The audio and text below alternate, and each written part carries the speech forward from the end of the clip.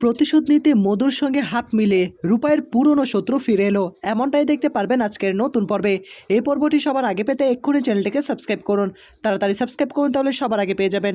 গল্পের শুরুতে আমরা দেখতে পারবো সকালবেলা রূপাই রেহানকে ডাকাডাকি করতে শুরু করে। রূপাই তখন চিৎকার করে ওঠে, তখনই রেহানের ঘুম ভেঙে যায়। রেহানকে প্রশ্ন করে কি হয়েছে আপনার। রেহান তখন বলে ওই দুধটা খাওয়ার পর থেকে অ্যাসিডিটি হয়েছে, তারপর থেকে আমার শরীরটা খারাপ। যাই হোক, আমাকে আবার একটু হসপিটালে যেতে হবে, আমি ফ্রেশ হতে যাচ্ছি। রূপাই তখন বলে আচ্ছা ঠিক আছে, আমাকে আবার ওই বাড়িতে নিয়ে যেতে হবে বাজারগুলোকে। রূপাই তখন চিন্তা করতে থাকে গতকাল রাতের ঘটনার কথা। না না, আমার বিশ্বাস হচ্ছে না। আমি যেহেতু মধু ম্যাডামের পারফিউমের গ্রান পেয়েছি, তার মানে নিশ্চয়ই মধু ম্যাডাম আমার পিছন নিয়েছে। এ বলেই তখন সেই গ্লাসটা হাতে নেয় রূপাই। রূপাই আসলে আগে থেকে সমস্ত প্ল্যান সাজিয়ে রাখে। আসলে রূপাই সে দুধের গ্লাসটা বদল করে রেহানের জন্য নতুন দুধ নিয়ে যায়। এই সব কিছু পুরনো কথাগুলো মনে করতে শুরু করে রূপাই। রূপাই তখন বলে যতদিন না মধু ম্যাডাম আমার পিছন ছাড়ছে না, ততদিন আমি নার্সবাবুকে আগলে রাখবো। কোনো দিন আমি নার্সবাবুর ক্ষতি হতে দেব না। তাকে ডাক্তার হতেই হবে, কোনো ক্ষতি করতে পারবে না আমি যতদিন রূপাই বেঁচে আছি।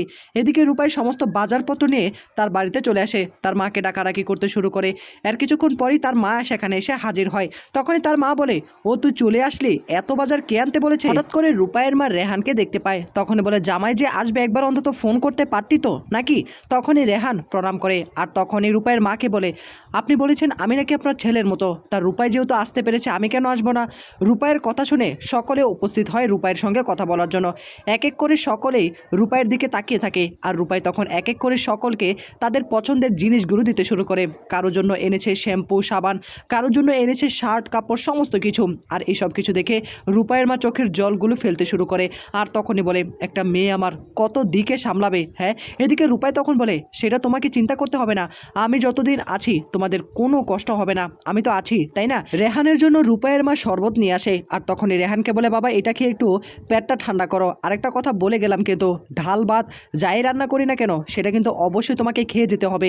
তুমি না হয় হসপিটালে একটু বলে দাও তোমার আসতে একটু দেরি হবে, তুমি একটু ফোন করে বলে দাও না। তখনই রেহান বলে তার আর দরকার নেই, হসপিটালে আমাকে ফোন করতে হবে না, কারো কাছে জবাবদিহিও করতে হবে না, আমি আসলে ওই নার্সের চাকরিটাই ছেড়ে দিয়েছি। এই কথা শোনার পর সকলের মাথায় তো আকাশ ভেঙে পড়ে। কাকিমণি তখন বলে ছেড়ে দিয়েছো মানে কি, তুমি কি এখন বড় কোনো চাকরি পেয়েছো যেখানে অনেক ভালো টাকা পায়। আমি জানতাম তুমি পারবে।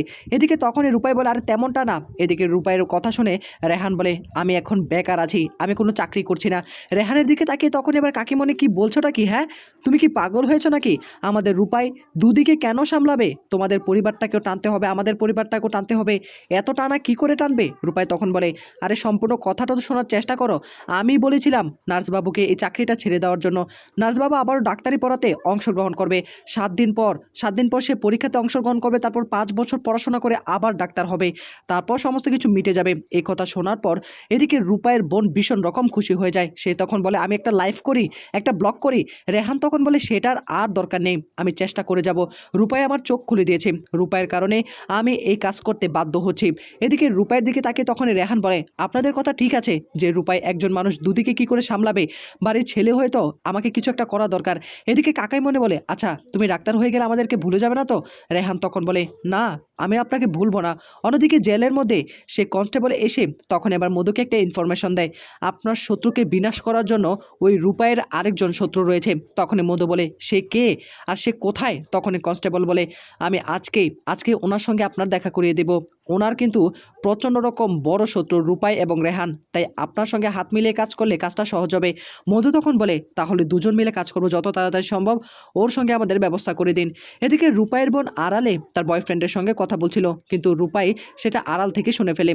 আর রূপাই এসে বলে কার সঙ্গে কথা বলছিস, নিশ্চয় ছেলে বন্ধু, তুই কিন্তু ভুল করছিস। এদিকে রূপাইয়ের বোন যার সঙ্গে কথা বলছে সে হলো গুন্ডাদের ভাড়া করা গুন্ডা। আর তখনই এই কথা কোনোভাবেই জানতে পারে না রূপাইয়ের বোন। রূপাই তখন তার বোনকে বোঝানোর চেষ্টা করে দেখ মানুষ চিনতে ভুল করিস না, তাহলে সারাটা জীবন তোকে কষ্ট পেতে হবে। এখন কিন্তু মুখোশ পরে থাকে, তাই কে ভালো মন্দ তুই কিন্তু এখনও বুঝতে শিখিসনি, তাই যার সঙ্গে মিশবি না কেন ভালো করে যাচাই বাছাই করবি।